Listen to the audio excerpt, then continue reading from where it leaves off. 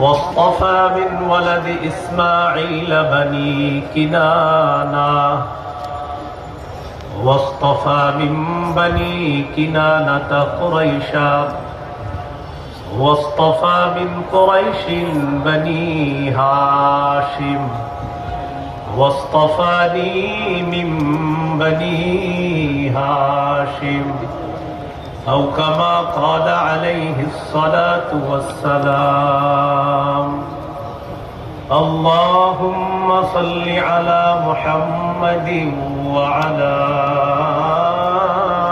آل محمد كما صليت على إبراهيم وعلى آل إبراهيم إنك حميد مجيد اللهم بارك على محمد وعلى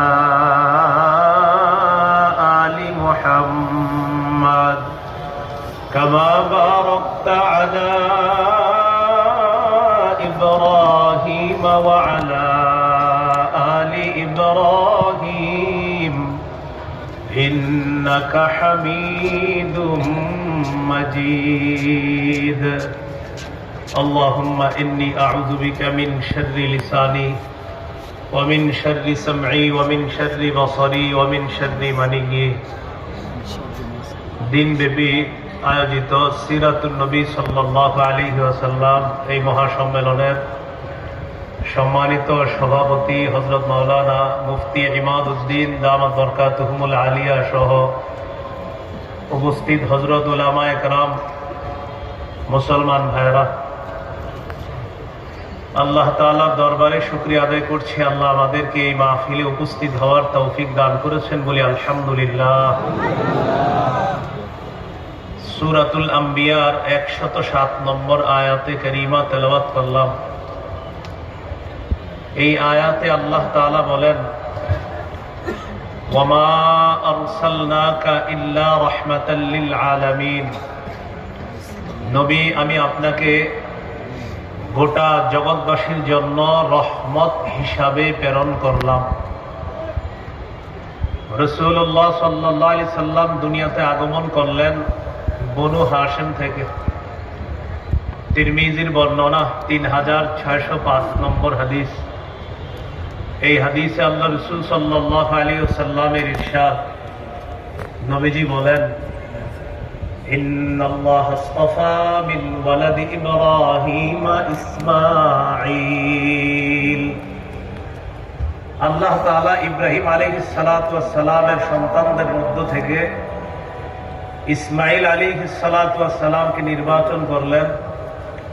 ওয়াসতাফা মিন ওয়ালাদি ইসমাঈল বনি কিনানা, ইসমাঈল আলাইহিস সালাতু ওয়াস সালামের বংশ থেকে বনি কিনানা গোত্রকে নির্বাচন করলেন। ওয়াসতাফা মিন বনি কিনানাতা কুরাইশা, বনু কিনানা থেকে আল্লাহ তাআলা কুরাইশ বংশকে নির্বাচন করলেন।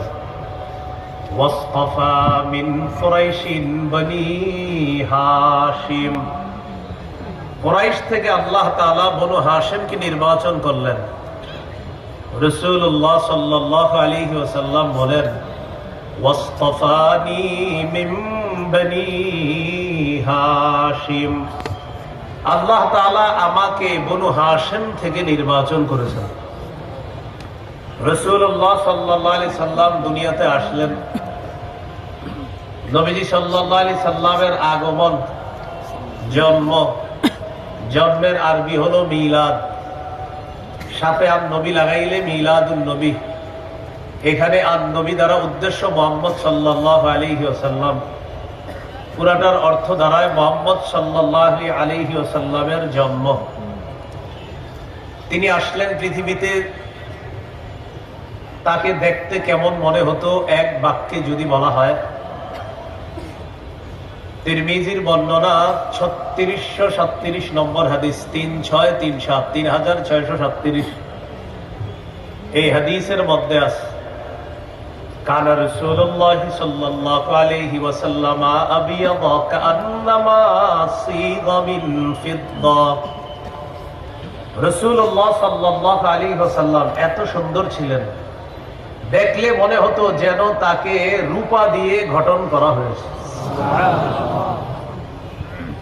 রাসূলুল্লাহ সাল্লাল্লাহু আলাইহি ওয়াসাল্লামের মাথা কেমন ছিল? আল জামিউস সগীর হাদিসের কিতাব 6452 নম্বর হাদিস। এই হাদিসের মধ্যে আছে কানা রাসূলুল্লাহ সাল্লাল্লাহু আলাইহি ওয়াসাল্লাম যাখমার রাসি। রাসূলুল্লাহ সাল্লাল্লাহু আলাইহি ওয়াসাল্লামের মাথা তুলনামূলক একটু বড় ছিল, দেখতে অনেক সুন্দর লাগতো। মাথার চুলগুলো কেমন ছিল? ঘন নাকি পাতলা? জাওয়াইদুল মুসনাদ 944 নম্বর হাদিস। কানা রাসূলুল্লাহ সাল্লাল্লাহু আলাইহি ওয়াসাল্লাম কাসীরা শা'রির রাসি। রাসূলুল্লাহ সাল্লাল্লাহু আলাইহি ওয়াসাল্লামের চুলগুলো ছিল ঘন। চুল কি লম্বা ছিল নাকি কোকড়ানো ছিল? সহিহ মুসলিমের বর্ণনা 2347 নম্বর হাদিস। আমাদের মাদ্রাসার পাঠ্যপুস্তক